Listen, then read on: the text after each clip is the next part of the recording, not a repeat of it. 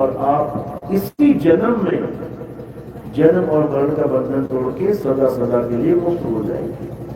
तो आज का सत्संग शुरू करने से पहले परम पिता परमात्मा के नाम पे जयकार लगाएंगे और फिर सत्संग शुरू करेंगे।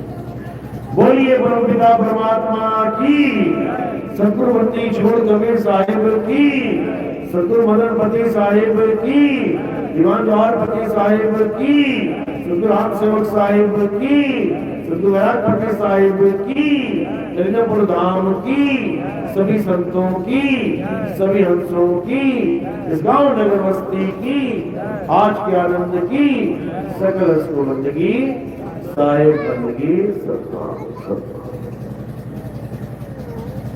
तो मालिक की कृपा है जो आज ये मूल ज्ञान इस गांव में उजागर किया जाएगा।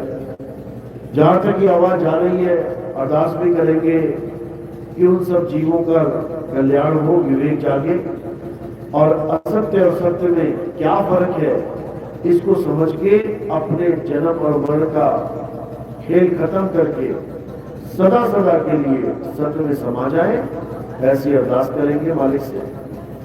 तो असली चीज क्या है, बस ये जानना है कि सत्य क्या है, असत्य क्या है। दो ही चीजें हैं। मैंने हजारों बार समझाया है, हजारों बार सत्संगों में बताया है कि इन दो चीजों के अलावा तीसरी कोई पता ही नहीं करनी है। और वो क्या है, वो केवल सतनाम और असतनाम, बस इन दोनों चीजों पे एक बार निबड़ा कर दो, लग जाएगा पता क्या सच क्या झूठ है। तो असतनाम क्या है, जो जन्मता और मर जाता है, जो पल पल बदलता है, जो सदा एक सा नहीं रहता, उसको असत नाम कहते हैं। और सतनाम क्या है, सतनाम वो है जो ना तो कभी जन्मता है ना ही कभी मरता है। सतनाम का ना तो कभी जन्म होता है ना मरण होता है। सतनाम कभी बदलता नहीं, सतनाम सदा सदा एक रस अखंड अविनाशी शब्द है। बस कितना समझना है। अगर एक दिन में समझ में आ गया तो अच्छी बात है, एक जन्म में समझ में आ गया तब भी अच्छी बात है, नहीं तो जन्मों जन्म धक्के खाने पड़ जाएंगे, जन्मों जन्म। इसलिए चाहे एक दिन में समझ में आ जाए, चाहे एक जन्म में समझ में आए, लेकिन समझ में आ जाना चाहिए।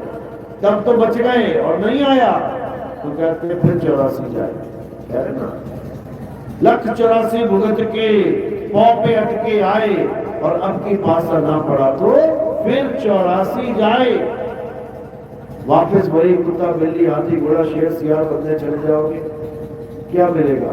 कुछ नहीं। इसलिए क्या करना है, इसलिए अपने स्वरूप को जानना है, अपने सत्य स्वरूप को जानना है, जिसको जानने के बाद तुम्हें और कोई स्वरूप जानने की जरूरत ही नहीं रह जाएगी। जब तुम्हें तुम्हारा असली स्वरूप मिल गया तो ये नकली स्वरूप धारण क्यों करोगे?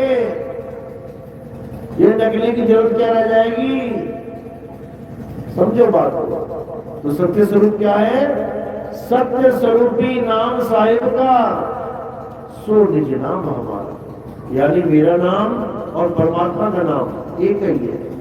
बस अज्ञानता में उसको दो माने बैठे। तो असली नाम क्या है? सत्य नाम ही असली नाम है। और झूठा नाम क्या है?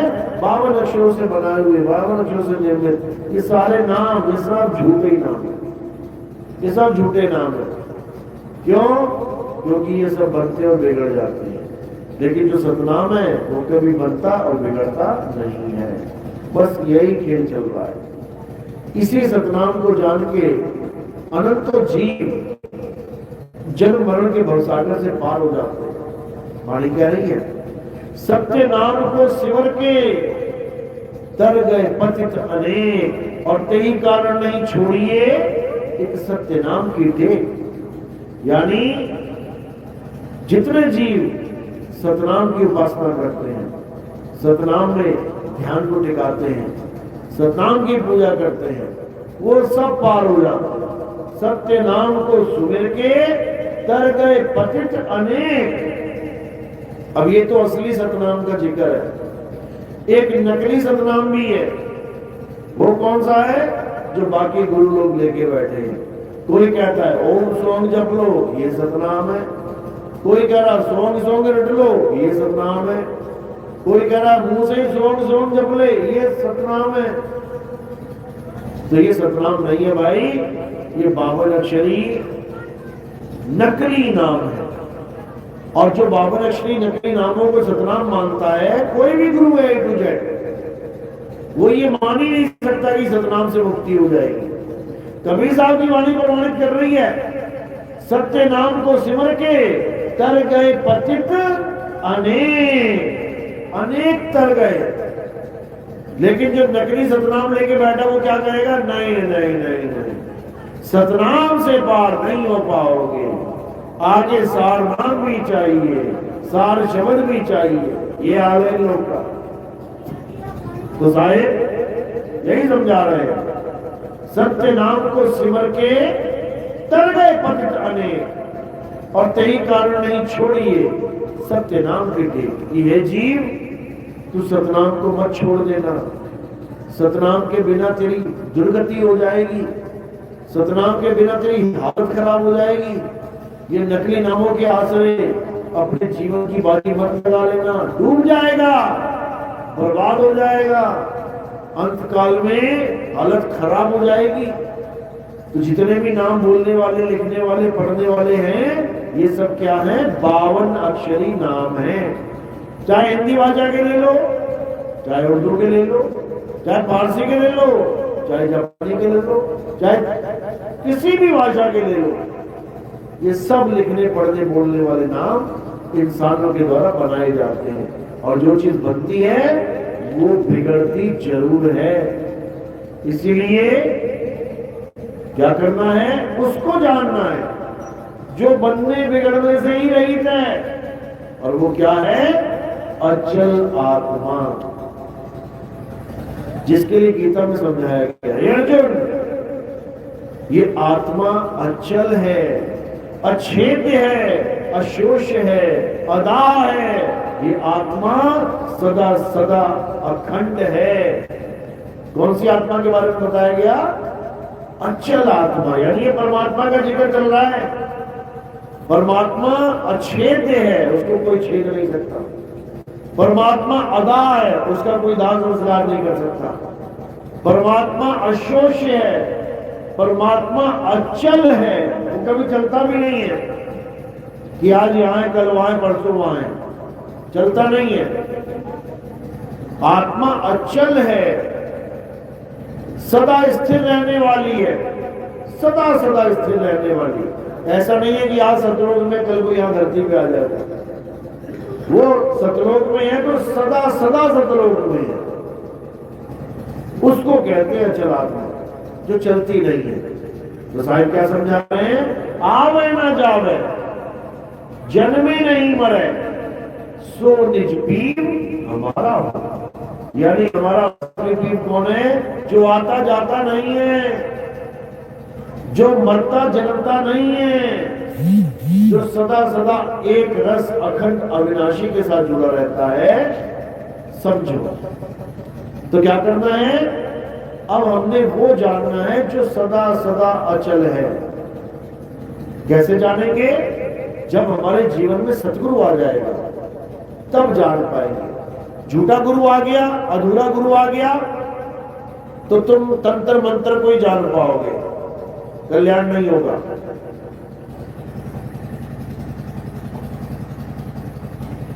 और सच्चा गुरु आ गया तो तंत्र मंत्र को छोड़ दोगे, फिर तंत्र मंत्र तुम्हारे जीवन में नहीं रह जाएंगे। इसी को बोला सोई गुरु पूरा कहावे, जो 2 अक्षर का भेद बतावे, एक छुड़ावे एक लखावे, तब प्राणी निज घर को जावे। यानी गुरु वो होता है जो तुम्हारे जीवन में आने के बाद दोनों प्रकार के अक्षरों का भेद बता दे। एक अक्षर जो इंसानों ने बनाए हैं और दूसरा अक्षर जिसने इंसान को बनाया है। समझ लो, एक अक्षर यानी 52 अक्षर, अ आ इ ई उ ऊ का खा गा उड़ा एड़ा इड़ी अलिफ बे ते पे A B C D E F G. ये अक्षर किसने बनाए? इंसानों ने। तो कह रहे हैं सोई गुरु पूरा कहा है, 2 अक्षर का भेद बताए। एक छुड़ाए, ये इंसानों के द्वारा बनाए गए नाम छुड़वा दे। एक लखाए, वो आदि अक्षर को लखा दे। आदि अक्षर यानी जो बोलने लिखने पढ़ने में नहीं आते। 52 अक्षर जीवाधारा, आदि अक्षर जीव्या से न्यारा, वाही को सत सिमरण कहिए, सिमर सिमर धर उतरो पारा। उसी को सत सिमरण कहना है जो 52 में नहीं आते, और जो 52 में आ गए वो नाशवान हो गए, वो खिल जाएंगे। बोल रहे हैं 52 अक्षर लोक त्रय, सब कुछ इन्हीं माही, और ये अक्षर खिल जाएंगे, वो अक्षर इनमें नहीं। बिल्कुल खोल के समझाते, लेकिन जीव को समझ में नहीं आ रहा, इसलिए बार बार धक्के खा रहा है, बार बार भटकता जा रहा है। तो इस बार नहीं भटकना है, इस बार सत्य को अच्छे से समझ लेना है, जान लेना है। सत्य कहीं दूर नहीं, सत्य तुम्हारे पास में है। वो को कहां ढूंढने बंदे, मैं तो तेरे पास में, बिल्कुल पास में। लेकिन ना पता होने के कारण 16 संख योजन दूर परमात्मा बना बैठे। ये परमात्मा कहां है? परमात्मा सतलोक में बैठा है, सिंहासन में बैठा है। बताओ, सतलोक में पता नहीं क्या कर रहा है वो सिंहासन में बैठ के। हम यहां ढूंढ रहे हैं, वो वहां बैठा हुआ है। यही अज्ञान है। साहिब कह रहे हैं ज्यो तिलमाही तेल है, और ज्यो चकमक में आग, तेरा साईं तुझ में है, और जाग सके तो जाग। कहते तेरा साईं तुझ में है, लेकिन तुझे ये बताने वाला कोई मिल ही नहीं रहा है। तुझे क्या बताने वाले मिल रहे हैं कि सतलोक में परमात्मा बैठा है। कुछ दिन वहां रहोगे, फिर उसकी चकाचौंध भी भीगी पड़ जाएगी, फिर अलग लोक में चले जाओगे, फिर थोड़े दिन रहोगे, फिर वहां की चकाचौंध खत्म हो जाएगी, फिर आगे आगम लोक में चले जाओगे, फिर वहां अनामी लोक में इसी में धक्के खाते रहोगे। ये बार बार जन्म मरण में चक्कर में पड़े रहोगे, ये बार बार इन लोकों के चक्कर में पड़े रहोगे।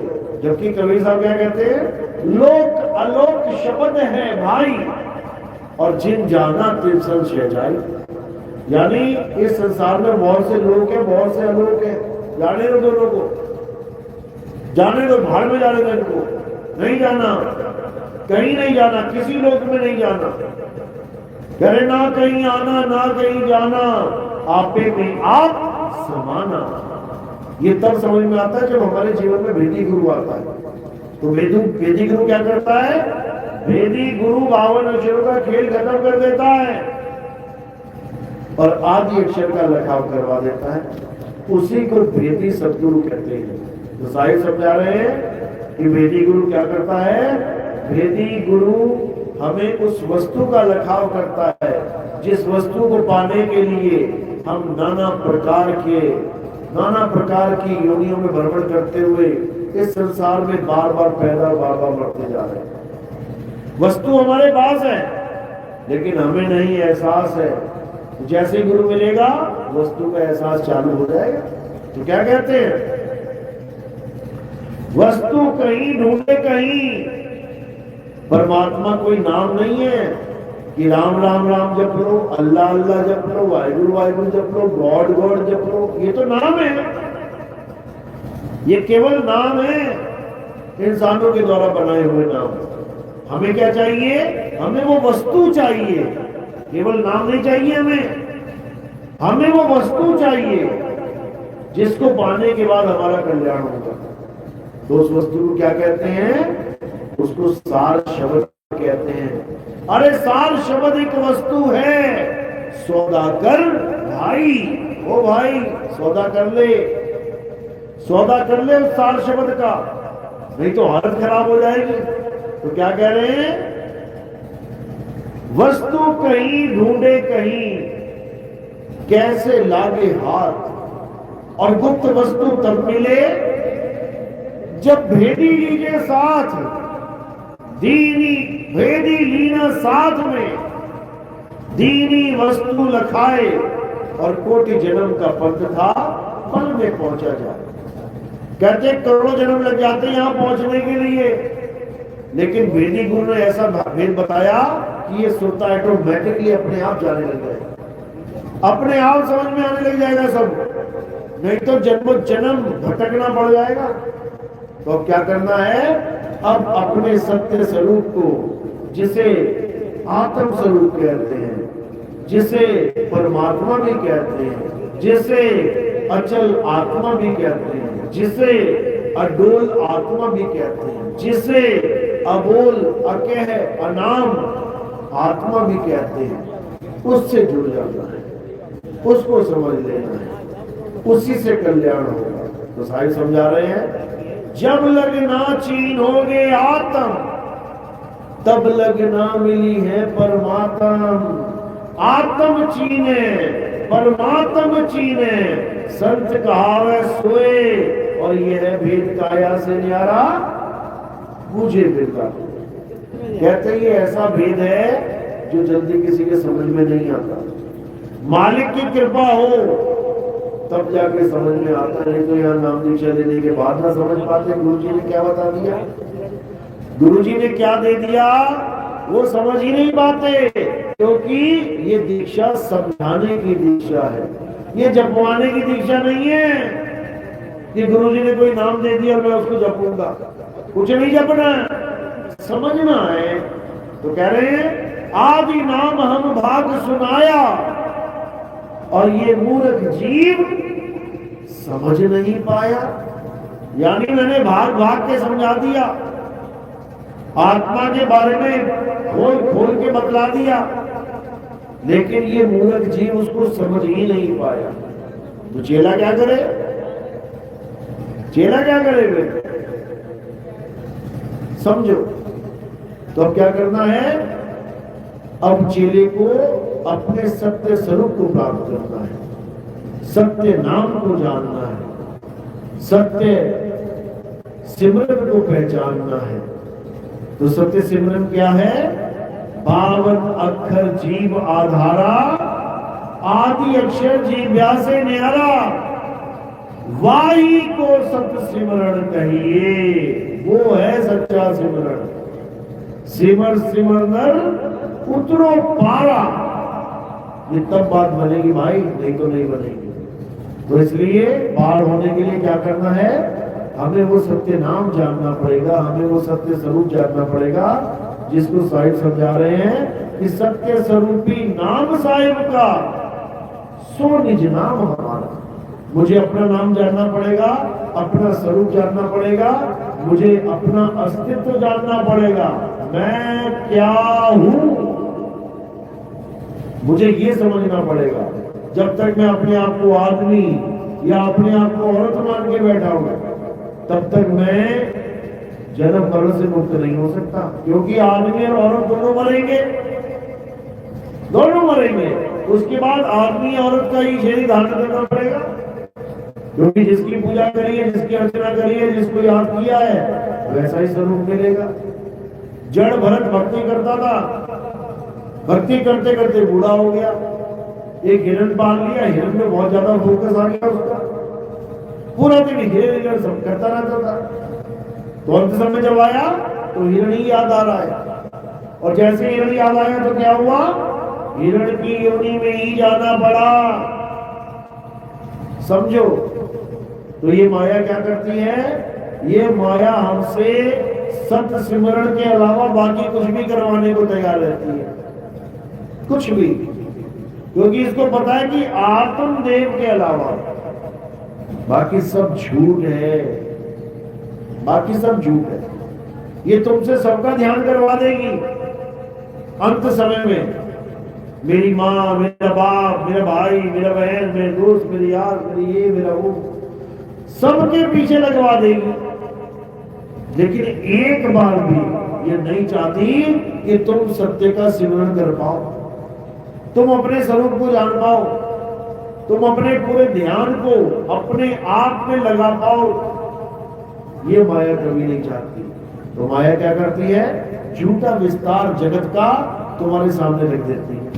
और तुम्हें ये जगत दिखाई देने लग जाता है और तुम धीरे धीरे धीरे करके सपनों में फिर फंस जाती हो, दोबारा से इस संसार में आ जाती हो। तो क्या करना है, अब सारे संसार के सारे अज्ञान को, सारे दृश्यों को, हर चीज को किनारे कर देना और क्या करना है, केवल एक काम करना है, सत्य सिमरण, और कुछ नहीं करना है। तो सत्य सिमरण क्या है, अपने निज स्वरूप को जानना ही सत्य सिमरण है।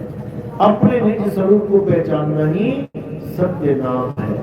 जो एक बार सतनाम समझ जाता है, एक बार, वो दोबारा कभी जीवन में सतनाम को भूलने की भूल नहीं कर सकता। एक बार अगर तुम्हें करंट लग जाए जीवन में, तो सारी उम्र तुम्हें बोध रहता है कि करंट कैसा होता है। इसी प्रकार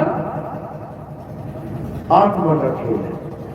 एक बार आत्मा का ज्ञान हो जाए, सारी उम्र दोबारा नहीं भूल सकते। तो इसी को कबीर साहब ने समझाया कि आत्म ज्ञान बिना नर भटके, कभी कावा कभी काशी, जल में नींद प्यासी, मोहे देखत आवे हासी।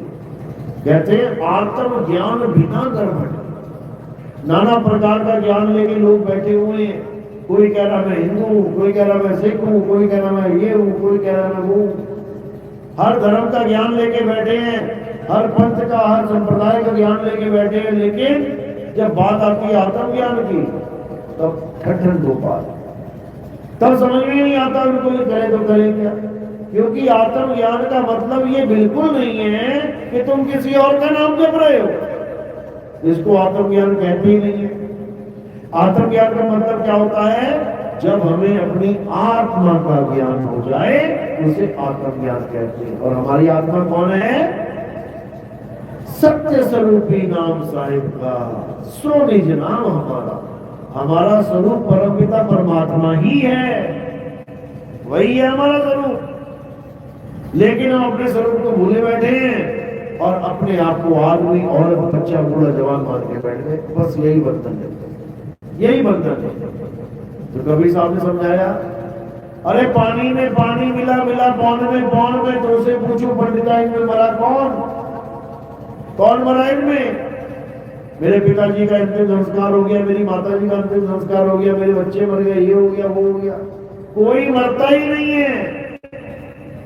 ये मौत नाम का ड्रामा इसी काल भगवान ने चला रखा है। क्यों चला रखा है, एक ही कारण है, ताकि ये जगत जो भी तुम्हें दिखाई दे रहा है, ये हरा भरा रहे, ये हरा भरा रहे।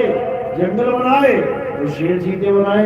अब शेर चीतों का आहार कौन बनेगा, तुम हम बनेंगे। हमें और तुम्हें बना देगा, चीतल बना देगा, हिरण बना देगा, बकरे बना देगा, भैंसे बना देगा, मरते रहो, खपते रहो। तो ऐसे ही इसने पूरा इंतजाम छेड़ रखा है। 3 लोग को ये कभी नष्ट नहीं होने देना चाहता, कभी भी नहीं। ये काल भगवान 3 लोग को कभी नष्ट नहीं होने देना चाहता। ये चाहता है कि हरी भरी रहे, खाते पीते रहे, एक दूसरे को मारते रहे, जन्मते रहे, मरते रहे, इसी में खुश है। लेकिन परमात्मा हम पर दया करता है और हमें एक ऐसा जन्म दे देता है जिसको इंसान जन्म कहते हैं। इंसान जन्म प्राप्त करने के बाद हमें वो मौका मिल जाता है जिसे हम जन्मों जन्मों से खोज रहे हैं। कौन सा मौका, इस जन्म मरण के चक्कर को खत्म करने का मौका।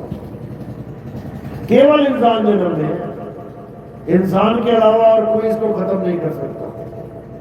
ये जन्म मरण का चक्कर केवल और केवल इंसान के द्वारा खत्म हो सकता है। इसीलिए बोला गया कि 184 भुगत के पौ पे अटके आए, यानी इंसान जन्म पे आ गया। पौ यानी माया, सबसे बड़ा मायावी शरीर कौन सा है 84 लाख योनियों में, ये इंसान का।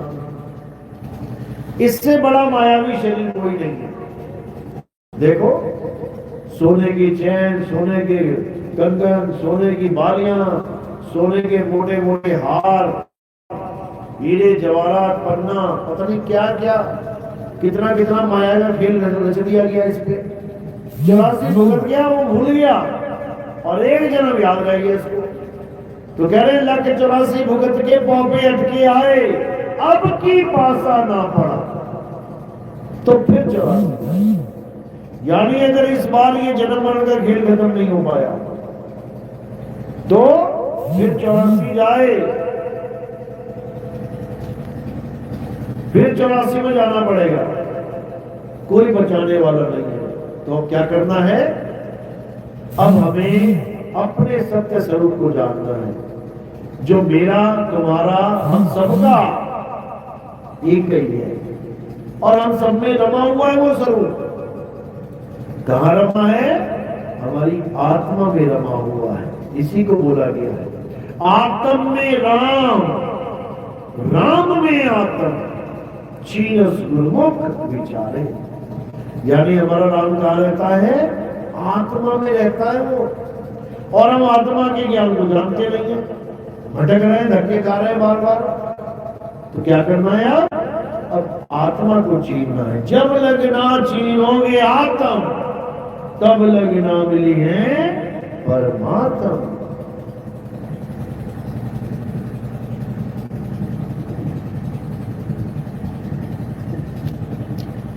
तो आत्मा का ज्ञान प्राप्त करने के लिए ही गीता का संदेश है। आप देखोगे गीता में भी यही समझाया गया। क्या कहते हैं? हे अर्जुन, ये आत्मा सत्य है, शरीर झूठ है, काया माया झूठ है। अगर सत्य कुछ है तो वो आत्मा है। और सत्य को प्राप्त कैसे करेंगे? तो क्या समझाते हैं? हे अर्जुन, अगर तुम सत्य को प्राप्त करना चाहते हो, अगर तुम उस परम तत्व को प्राप्त करना चाहते हो, तो क्या करो?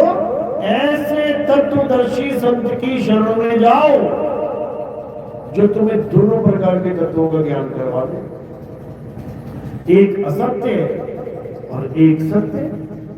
असत्य को छुड़वा दे और सत्य को लगा दे, तो तुम्हारा कल्याण हो जाएगा। यही समझाया गया। तत्वदर्शी संत की शरण में जाने की बात करी गई है, लेकिन लोग मंत्र जपवाने वाले गुरुओं के पास चले जाते हैं। किसी ने कह दिया ओम कलियम हरियम शलियम सोम सत्यम, यही जपो, तो दुनिया पागल हो गई, लगी पड़ी है।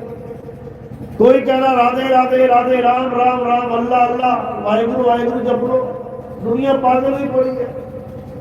कोई कह रहा ये कर लो, कोई कह रहा वो कर लो, कोई कह रहा ये कर लो, कोई कह रहा वो कर लो, लेकिन कोई ये नहीं कह रहा कि जो सत्य है वो कर लो। आत्मदेव को जान लो, आत्मदेव को पहचान लो। आत्मा को जानने के लिए हमें किसी मंत्र जपवाने वाले गुरु की शरण में जाने की जरूरत नहीं है कि हमें आत्मा का ज्ञान इसलिए हो जाएगा कि मैं राधे राधे राधे जपूं 8-10 करोड़ बार। बिल्कुल नहीं। कि मुझे आत्मा का ज्ञान इसलिए हो जाएगा क्योंकि मुझे राम राम राम जपना है। बिल्कुल नहीं। कि मुझे आत्मा का ज्ञान इसलिए हो जाएगा क्योंकि मैं अल्लाह अल्लाह करूंगा। बिल्कुल नहीं, बिल्कुल नहीं। बल्कि इन नामों को छोड़ के जब मैं आत्म तत्व को जानूंगा, तब यथार्थ में मैं जान पाऊंगा परमात्मा क्या होता है, आत्मा क्या होती है। लेकिन जिनके जीवन में सद्गुण नहीं आता, वो बेचारे ऐसे ही जीवन बर्बाद कर लेते। दुख होता है देख के, जो अनमोल जन्म युगों युगों के बाद मिला है, कैसे अज्ञानता में उसको पानी की तरह बहा देते हैं। उम्र देखो 60, 70, 80 साल के हो गए लोग, उनको पूछो हाँ भाई कुछ प्राप्त हुआ पूरे जीवन में, आत्म ज्ञान प्राप्त हुआ, आत्मा के बारे में पता लगा क्या होती है। एक के भी चेहरे पे ये ज्ञान के संकेत नहीं दिखाई देंगे। सब मुंह लटका के बैठे होंगे। बूढ़े से बूढ़े आदमी को पूछ लो कैसी होती है आत्मा। आत्मा तो तुम्हारे साथ है 24 घंटे। बस ये पूछ लो कैसी होती है आत्मा। सन्नाटा, एक भी जवाब नहीं आएगा। शरीर कैसा होता है, आंख कैसी होती है, कान कैसे होते हैं, बाल कैसे होते हैं, सारा शरीर बता दो।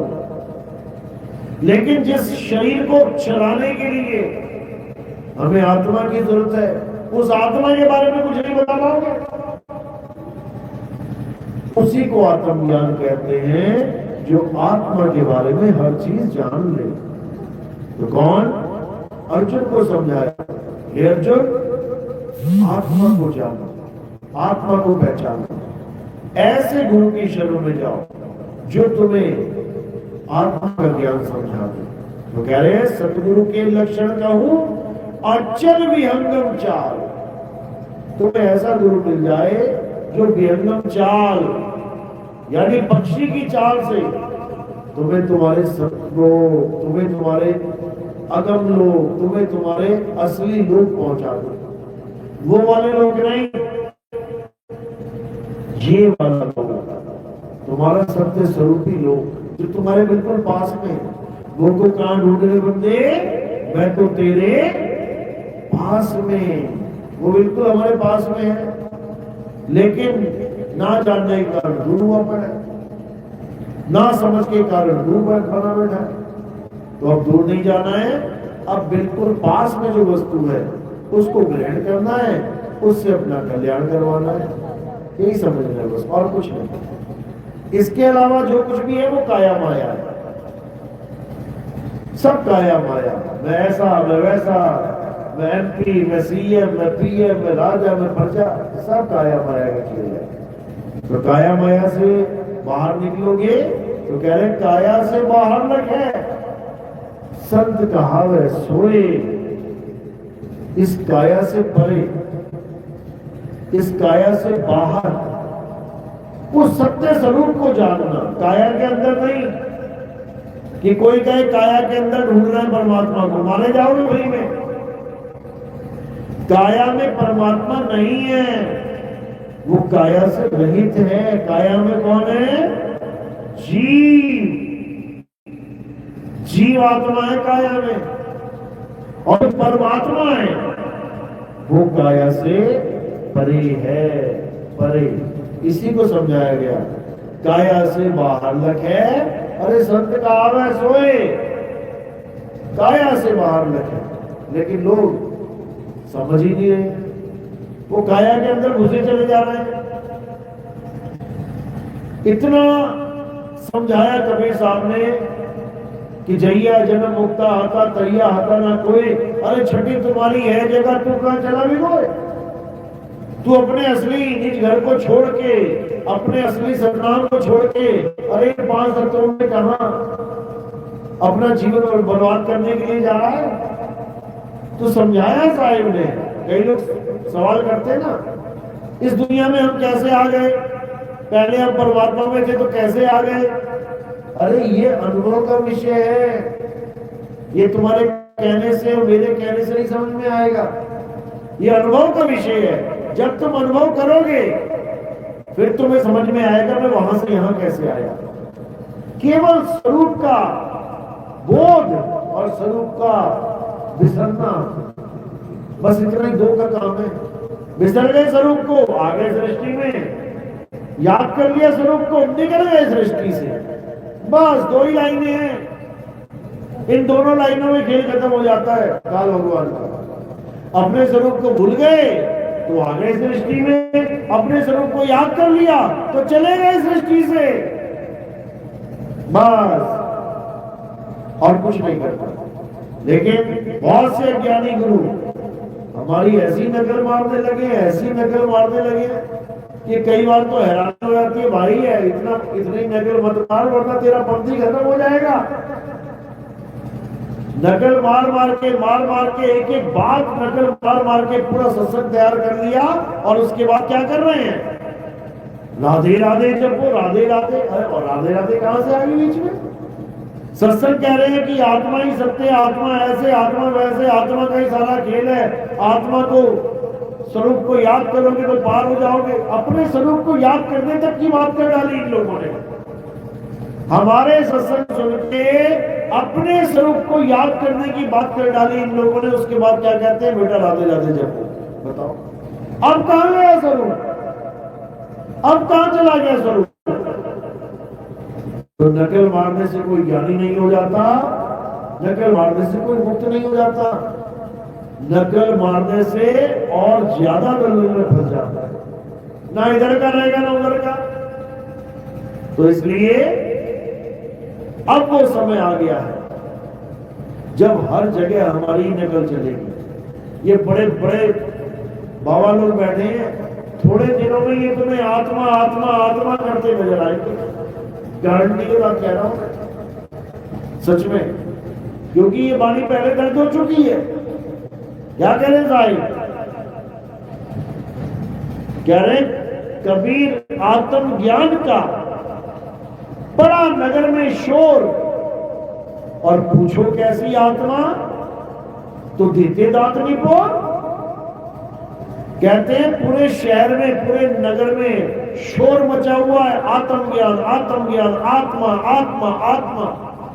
सुन सुन के पत्थर पूजने वाले हमारे सत्संग सुन के आत्मा आत्मा करते नजर आएंगे। ये मंत्र तंत्र जपने वाले हमारे सत्संग सुन के आत्मा आत्मा करते नजर आएंगे। ये नदियों में स्नान करने वाले, उसी को मुक्ति समझने वाले, ये आत्मा आत्मा करते नजर आएंगे। कारण क्या है? क्योंकि ये आत्मा का भेद हमने खोल दिया है।